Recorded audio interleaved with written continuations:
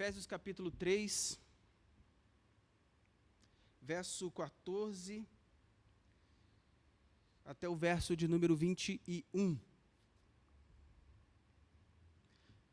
Diz assim a palavra de Deus: Por essa causa me ponho de joelho diante do Pai, de quem toma o nome toda a família, tanto no céu como sobre a terra, para que, segundo a riqueza da sua glória, vos conceda que sejais fortalecidos com poder, mediante o seu Espírito no homem interior.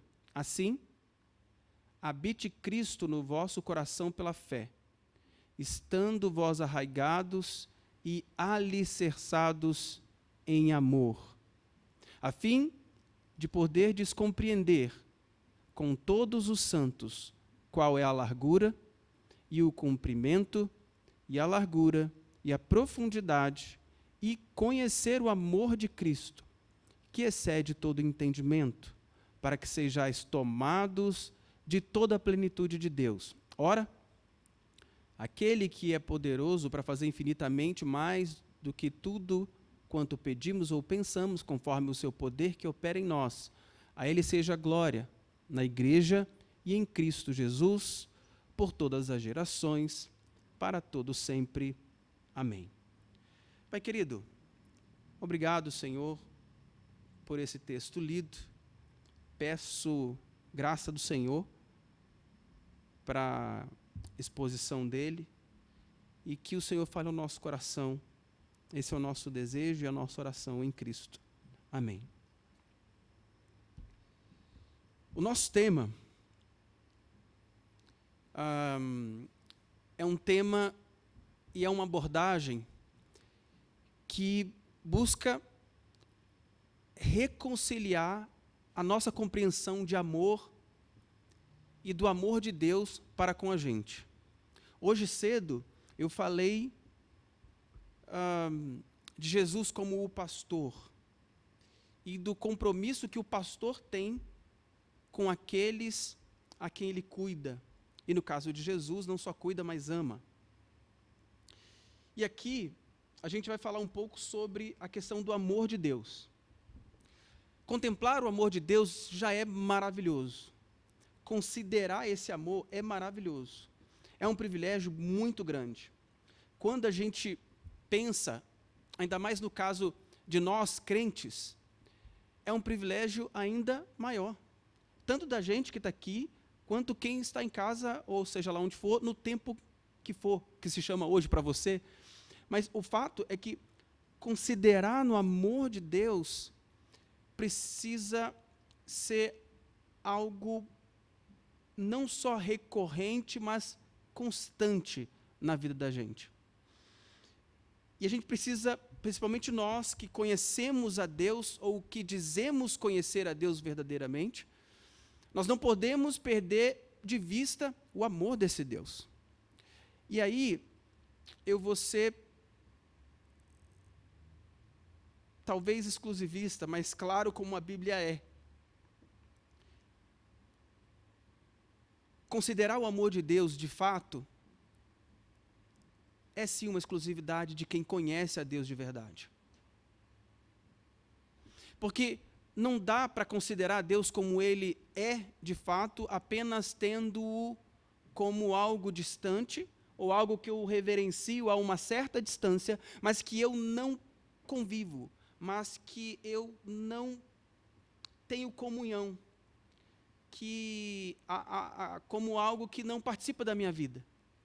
Se Deus não participa da minha vida integralmente, eu não tenho como dizer que eu conheço de verdade. E, por consequência, eu não tenho como dizer que eu o amo de verdade. Mas eu vou trabalhar um pouco mais isso aqui para frente.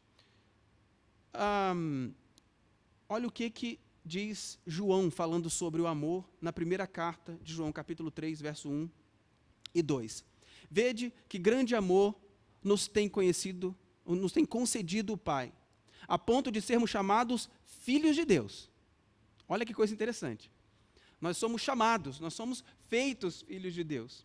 E segue: de fato, somos filhos de Deus. Por essa razão, o mundo não nos conhece, porque não conheceu a Ele mesmo. Amados, agora somos filhos de Deus.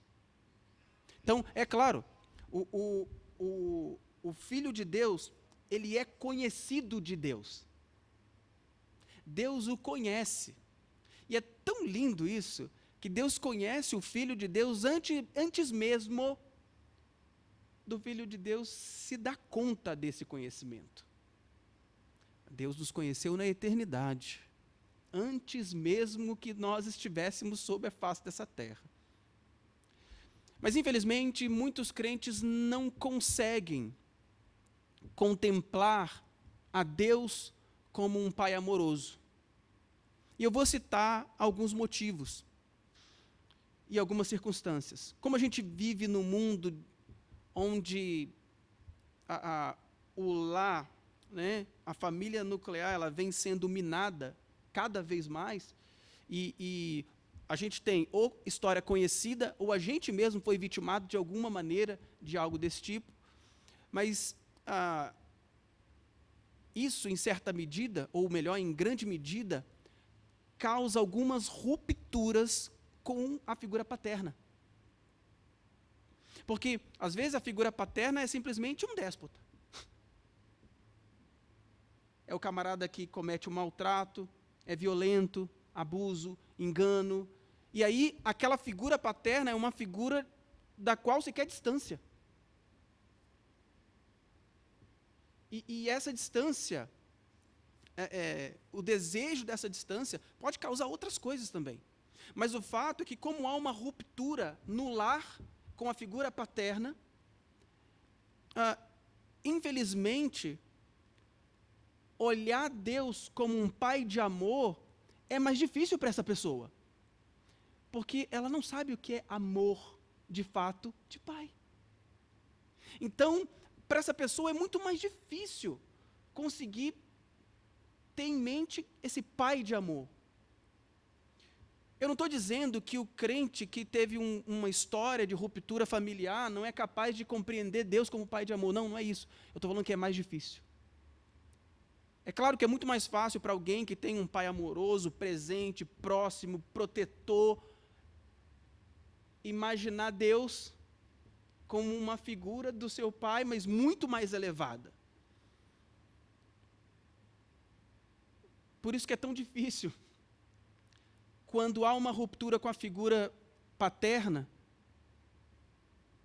colar Deus naquela figura paterna ruim.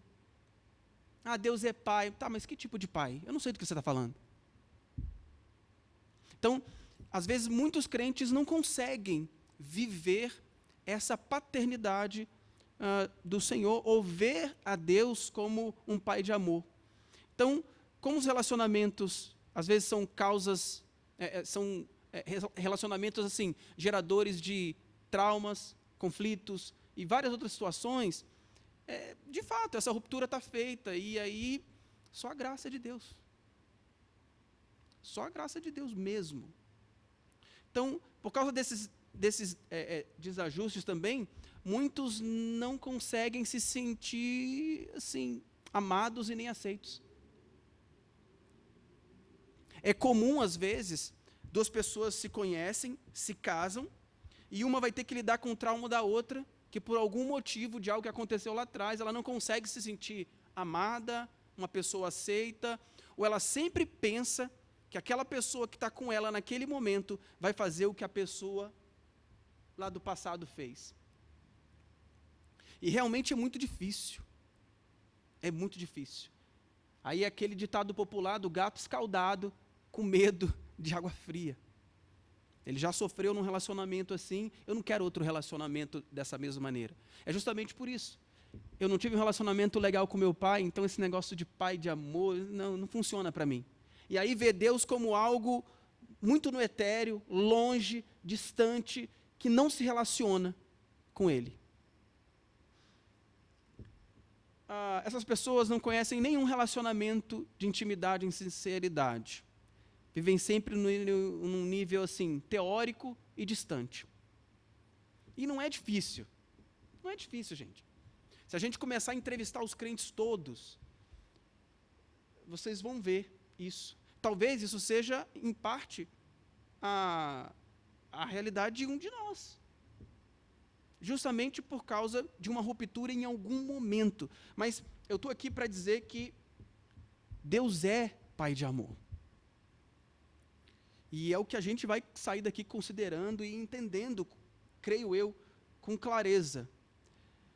Então, isso é verdadeiro, né, essa ruptura até com a relação de Deus, com Deus. Professa conhecer a Deus, aceita o Senhor, mas sempre tem uma relação assim distante, não se envolve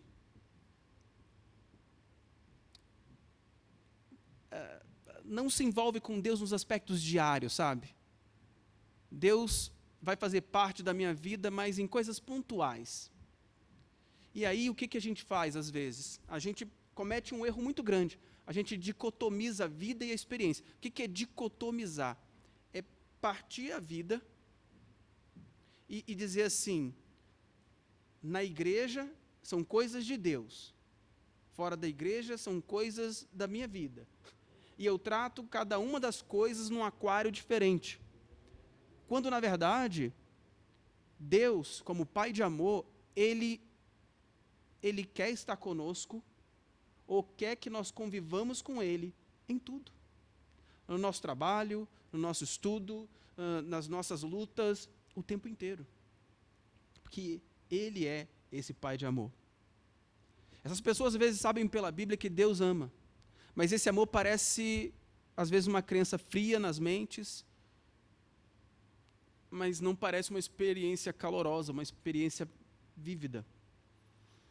Então, por não terem conhecido o Pai amoroso, tem grandes dificuldades de contemplar Deus como um Pai de amor e desfrutar desse Deus assim.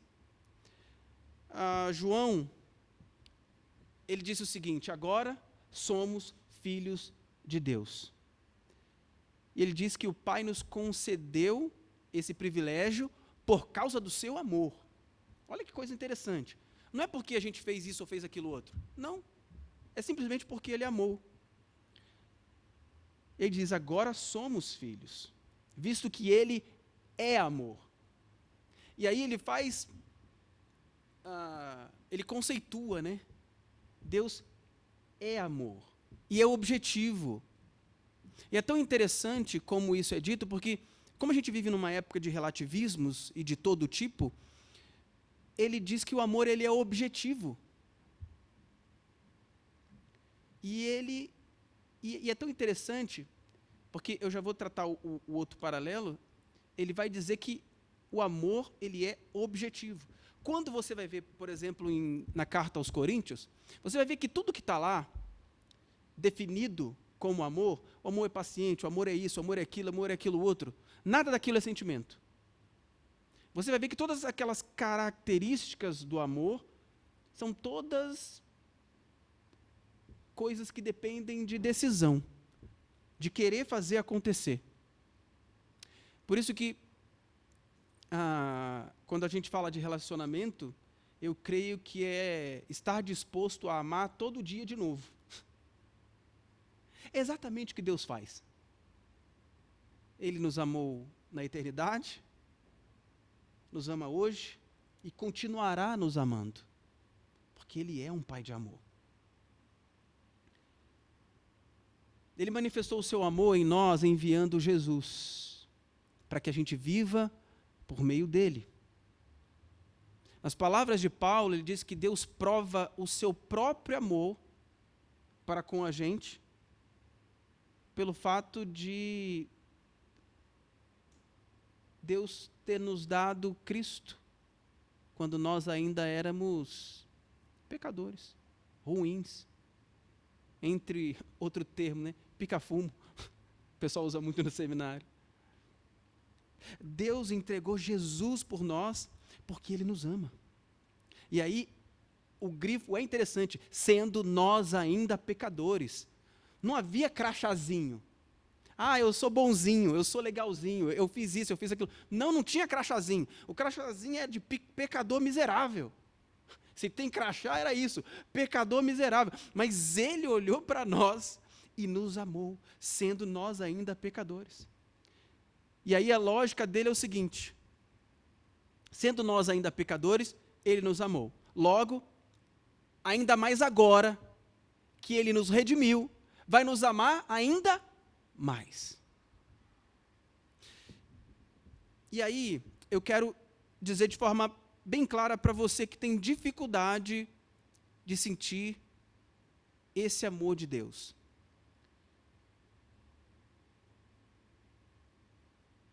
E a forma mais clara de dizer é: Ele te ama. E não depende do que você faça. Não depende, tropecei, não tropecei. Não depende disso. A própria Bíblia vai dizer que o amor dele por nós não tem fim. Ele ama objetivamente. E não só objetivamente, mas particularmente. Porque existe graça especial, né? Mas tem a graça comum. O sol brilha para todo mundo respira. Alguns olham a Bíblia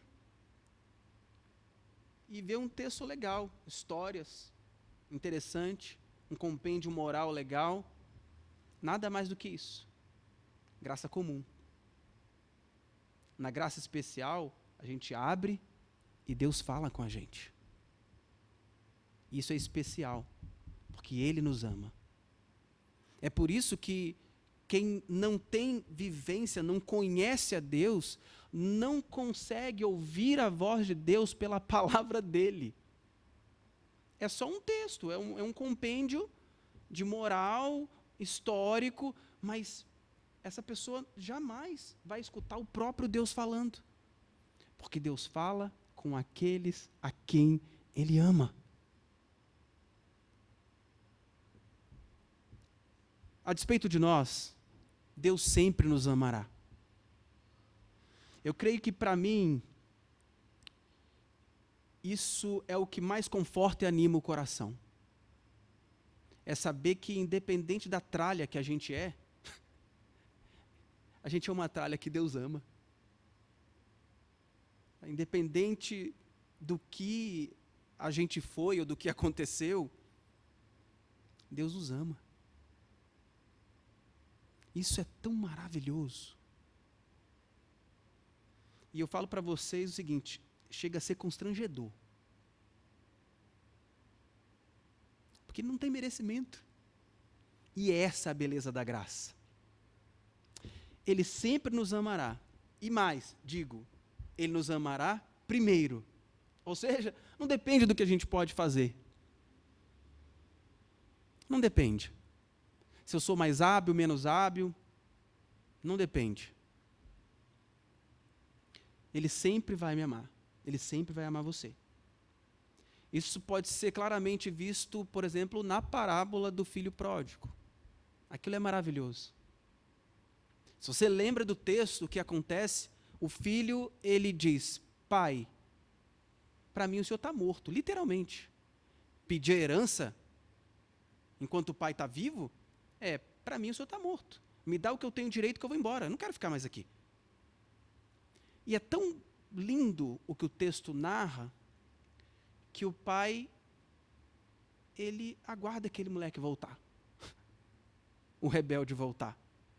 E aí, um irmão que tem uma capacidade monstruosa de trazer cenas ao texto bíblico, o Estênio Márcios, ele compôs uma música que faz a gente ver tudo aquilo, né? É tão interessante, a gente olha para o texto e vê, mas a forma como ele compõe faz com que a gente veja aquilo com clareza.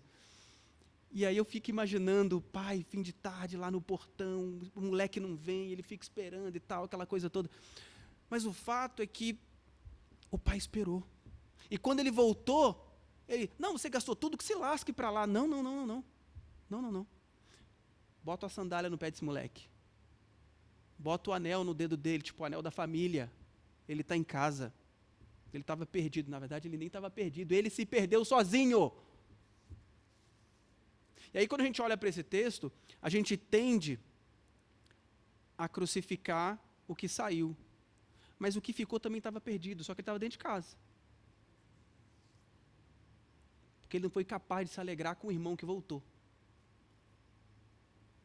Mas o pai ama, inclusive o outro. É porque ele sempre vai nos amar primeiro. O filho pródigo é uma parábola que mostra a beleza do amor de Deus, independentemente das circunstâncias, independentemente do que a tralha, que é o alvo do amor de Deus, faça. Ele nos ama, ele é amor. E aí eu preciso fazer um disclaimerzinho, né? Deus é amor, mas o amor não é Deus. Porque senão eu vou dizer que em nome do amor tudo vale. Em nome do amor tudo pode. Há um camarada que durante muito tempo eu o segui e ele falava umas coisas muito interessantes, mas aí ele endoidou o cabeçote. O amor dele virou Deus. Né, o Rob Bell. Mas ele tinha umas coisas muito interessantes. Muito, mas aí endoidou o cabeçote. Agora, para ele, o amor é Deus. Então, pelo amor, vale tudo. A Bíblia não fala assim. Mas o fato é que o amor ele é um atributo. Ele é um dos atributos de Deus. Atributos é uma característica própria de, ou uma propriedade fundamental de substância. Então, esse atributo ele é uma propriedade que é dele. É dele. E aquilo o identifica. E aí, quando a gente fala de atributos divinos, a gente tem duas classes. Tem os comunicáveis e os atributos incomunicáveis. Vou explicar, vai ser rápido, você vai entender. Atributos comunicáveis são os atributos que Deus comunica ao homem. Vou dar um exemplo. A verdade. O homem pode ser verdadeiro, mas ele não consegue ser verdadeiro completamente. A santidade. O homem pode ser santo. E todo aquele que é chamado em Cristo, ele é santo, ele é separado, mas ele não consegue ser completamente santo. Então, o atributo comunicável é algo que Deus tem para si, mas ele compartilha com a humanidade. E a humanidade pode exercê-la em certa medida, de forma limitada. Agora, os incomunicáveis são atributos que pertencem somente a Deus. Por exemplo, a infinitude. O que é a infinitude? Mas, Max, eu sou eterno. Sim, mas não é infinito. Qual é a diferença de infinitude para a eternidade? Simples. Você teve um princípio. Você teve o ponto zero. Deus não teve um ponto zero. Ele tem a eternidade passada, a eternidade presente e a eternidade futura. Aliás, passado, presente e futuro perdem completamente sentido quando a gente fala de Deus. Tem um termo que a gente usa, chama unifuturência, que ele está presente em todo tempo, ao mesmo tempo. Mas o fato é que Deus tem esses atributos, comunicáveis e não comunicáveis. O amor é comunicável, mas em Deus ele é completo. Então, todos os atributos comunicáveis, em Deus ele é completo. É tão legal isso, que Deus ele não se desfaz de um atributo em função do outro. Quer ver uma coisa interessante? Deus ele é justo.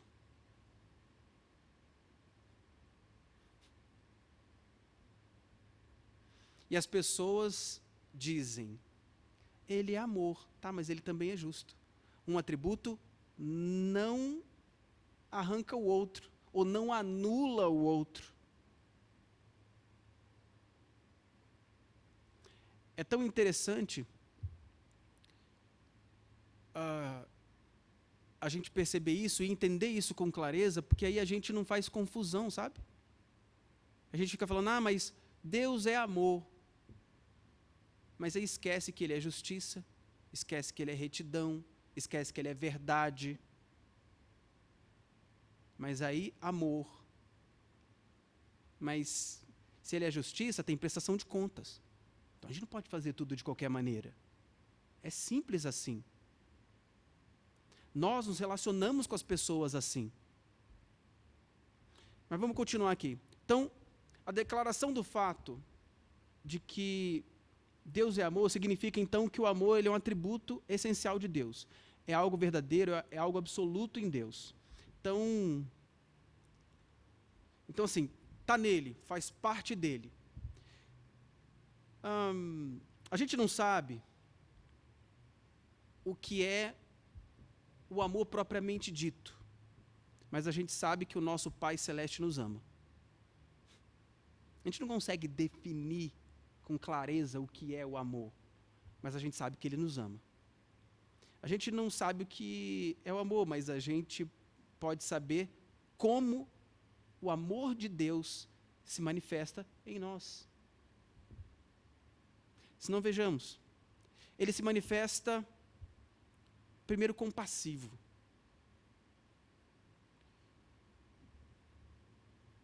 Olha só, Lucas 15:20 diz o seguinte: levantando-se, foi para o seu pai, vinha ele ainda longe, quando seu pai o avistou, e compadecido dele, correndo, o abraçou e o beijou. Antes mesmo do filho falar qualquer coisa, o pai já tinha se compadecido dele. Antes dele falar, me perdoa, não sei o quê, antes, o pai já tinha perdoado.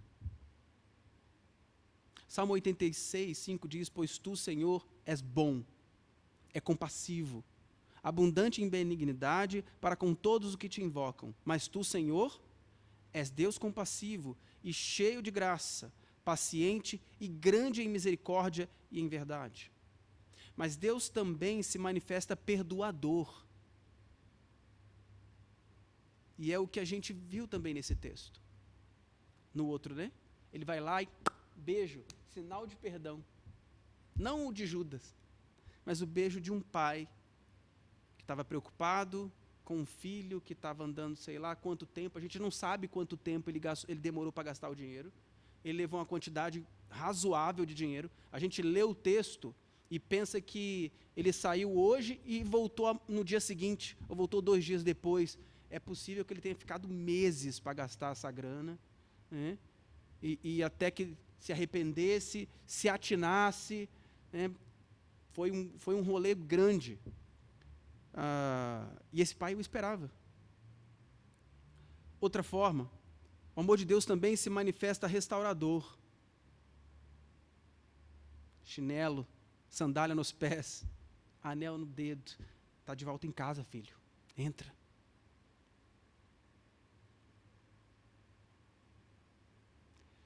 Ele se manifesta, então, compassivo, perdoador, restaurador. O amor do nosso Pai produz em nós algumas coisas. E aí eu começo a partir para a nossa conclusão. O amor de Deus, ele produz em nós confiança.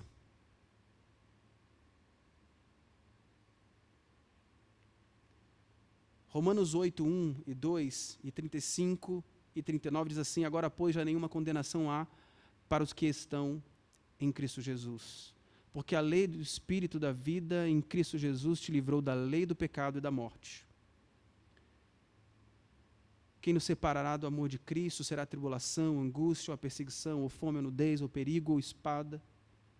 Como está escrito, por amor de ti somos entregues à morte todo dia.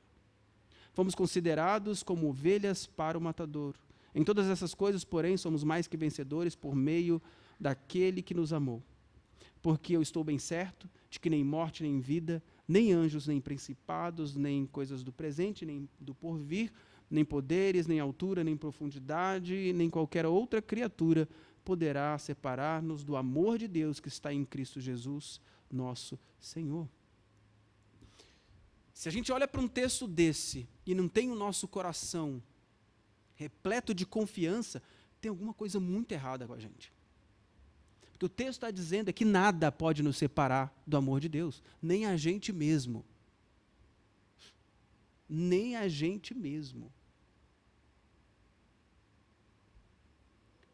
Produz em nós também coragem.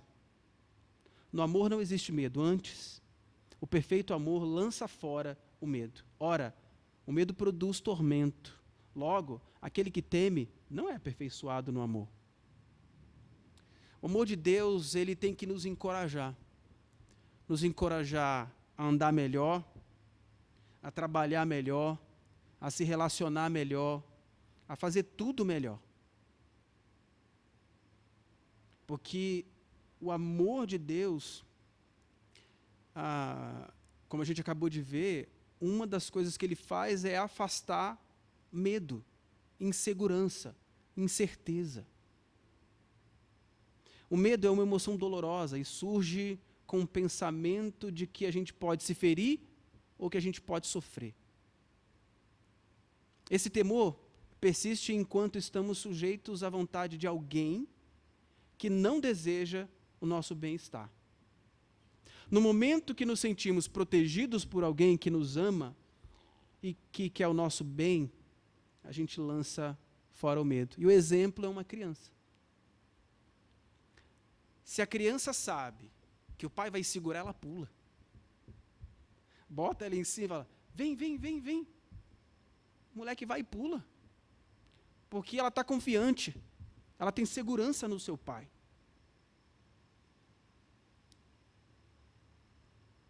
O amor de Deus predispõe a desejar, ou predispõe a Deus a desejar o nosso bem eterno, e a sua sabedoria capacita-o a assegurar que isso vai acontecer. Então vamos lá. O fato de Deus nos amar faz com que Ele queira o nosso bem eterno. E ao mesmo tempo, como Ele é todo-poderoso, Ele é capacitado a fazer aquilo que Ele quer. Então o plano que Ele tem para mim e para você, Ele vai cumprir. Porque depende apenas dEle fazer. O amor de Deus se revela também como uma fonte de alegria. É difícil falar uma fonte de alegria quando, às vezes, se luta com depressão, contra a depressão. Mas deixa eu falar uma coisa com vocês. Deus sabe da sua luta. Deus sabe da luta daquele que está deprimido. E sabe como ele luta, ou como ela luta, para buscar nas coisas do dia a dia alegria. E que até consegue, em alguns momentos, sentir e perceber essa alegria, mesmo em meio a toda essa depressão.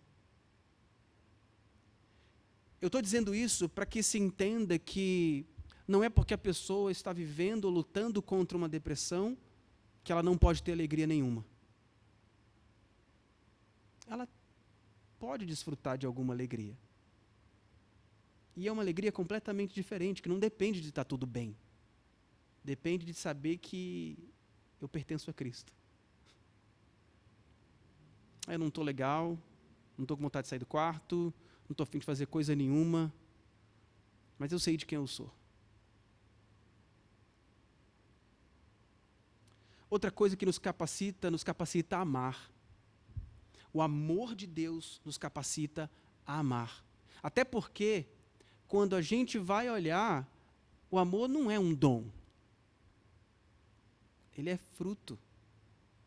Ele é fruto da ação do Espírito Santo. Quem foi amado por Deus e é amado por Deus de forma objetiva e o conhece, ama como consequência.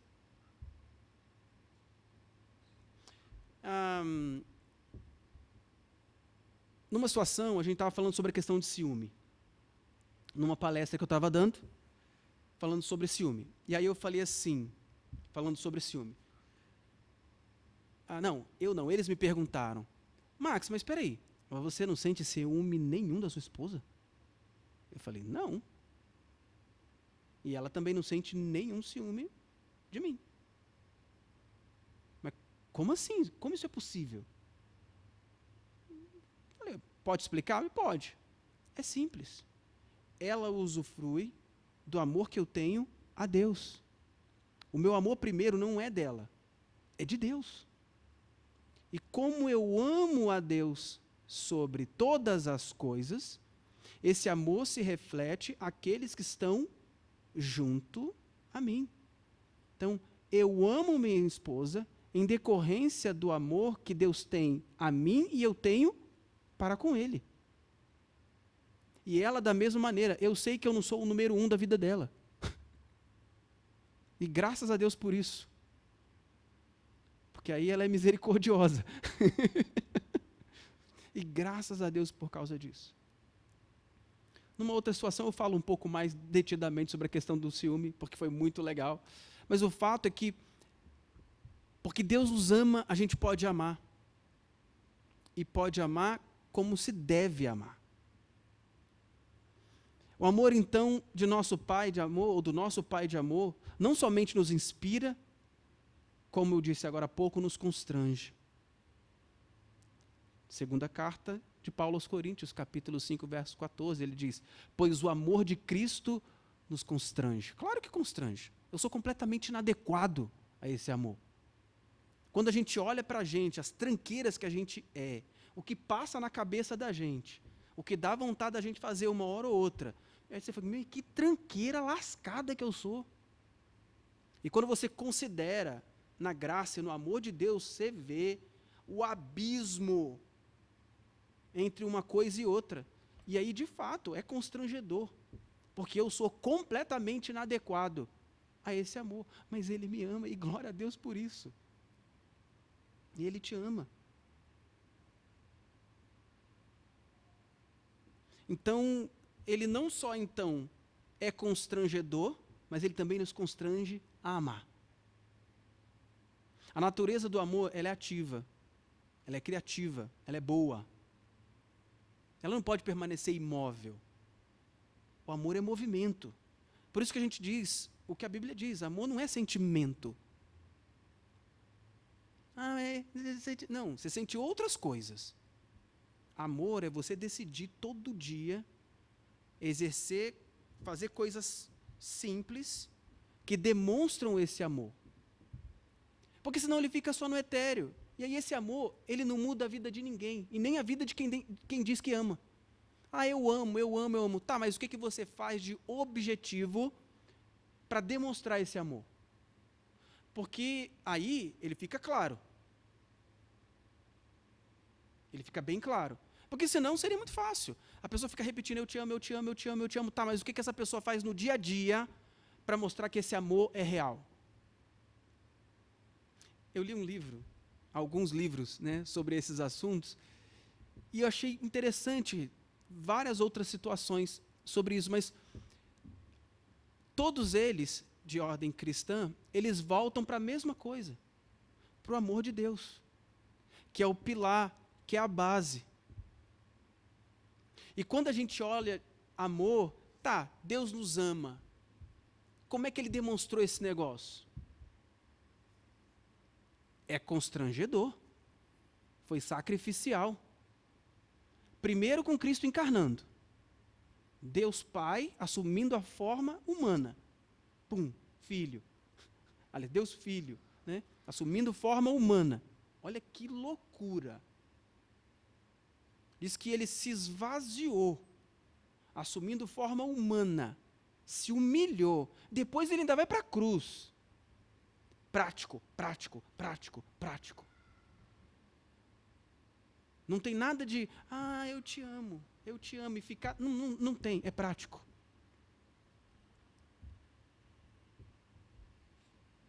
Assim, houve amor. Ele sempre terá a necessidade de dar, compartilhar, de se envolver, não importa o preço que tenha que pagar. Foi o que Cristo fez. Ele se compartilhou, literalmente. Olha só como é que as coisas são. O envolvimento de Deus com a humanidade, ele realmente é diferente do envolvimento que Ele teve com todas as coisas que Ele criou. Completamente diferente. Quando você pega em Gênesis, você vai ver lá, e disse Deus, haja, e disse Deus, haja, e disse Deus, haja, vai fazer o homem, façamos o homem a nossa imagem e semelhança. Já mudou o negócio. Ele poderia simplesmente dizer, haja homem, haja mulher, e existiria, porque Ele é Deus. Ele tem poder para fazer assim. Não, mas ele disse, façamos. E ele se envolveu pessoalmente, que o texto diz que foi lá no barro, formado pessoalmente. E na salvação, pessoalmente. Ele não é só o rei, né, o profeta, o rei, o sacerdote, profeta e rei, mas ele é o próprio sacrifício. Olha que coisa louca. Diferentemente dos sacerdotes lá que levavam, seja lá, oblação, seja lá o que fosse, não. Ele se levou. Ele se deu. É objetivo por nós. 1 João 3, 17, 8 diz, ora, aquele que possui recursos desse mundo e viu seu irmão padecer necessidade e fecha ali o seu coração, como pode permanecer nele o amor de Deus? Filhinhos, não amemos de palavra, nem de língua, mas de fato e de verdade. Quem tem amor a Deus ama o próximo. Por mais tranqueira que ele seja. Até porque, no máximo, ele é tranqueiro igual a você. Vamos concluir. Não há nada em nós que possa atrair o amor de Deus. A gente vê as pessoas dizendo e cantando para chamar sua atenção, não sei o quê, papapá. Besteira. Não tem nada em nós que possa chamar a atenção de Deus. Nada que possa chamar a atenção de Deus, que possa atrair o amor de Deus. Mas também não tem nada que possa evitar que Deus nos ame. Nada em nós pode evitar isso. E nada pode também nos separar desse amor. O amor de Deus não tem causa. A causa do amor de Deus é o próprio Deus. Ele não é merecido. A gente não fez por onde para ganhar o amor de Deus. A gente faz por onde para ganhar um aumento, a gente faz por onde para fazer isso, aquilo, outro, mas para ter o amor de Deus, não tem como. No próprio Deus reside a razão do amor. No próprio Deus reside a razão do amor. E esse amor com o qual a gente é amado. O amor de Deus não teve início e não terá fim. Esse Deus é o nosso Pai. E Ele sempre, sempre nos amará. Não há o que nos separe desse amor. Assim, habite Cristo no vosso coração pela fé, estando vós arraigados e alicerçados em amor. Nesse amor de Deus. Que o Senhor nos ajude a que nós estejamos arraigados. A palavra que é interessante, né? Eu posso, de repente, numa outra oportunidade, voltar só para falar, palavra por palavra, desse texto. Mas é interessante essa questão do arraigados, é a questão da raiz profunda, do alicerce bem plantado. E Paulo está dizendo que a gente esteja bem plantado no amor, alicerçado no amor, basilado no amor. Que o Senhor nos abençoe, que o amor de Deus enche o nosso coração e que a gente viva esse amor de verdade, entendendo que, independente da tranqueira que a gente seja, Ele olha para nós com esse olhar de amor e nos ama. Nos ama hoje, nos amou no passado e vai continuar nos amando para todo sempre. Amém? Vamos orar? Pai querido, louvado e engrandecido é o nome do Senhor. Nós agradecemos ao Senhor por esse amor maravilhoso. Amor que nos constrange a amar. Amor que faz com que a gente olhe para nós mesmos e compreenda que se não fosse esse amor, nós não teríamos chance. Porque nós somos inadequados, Deus. Mas nós te glorificamos, nós agradecemos ao Senhor, porque O Senhor nos amou primeiro. Muito obrigado. Muito obrigado, Senhor. Nós te louvamos e te engrandecemos em Cristo Jesus. Amém.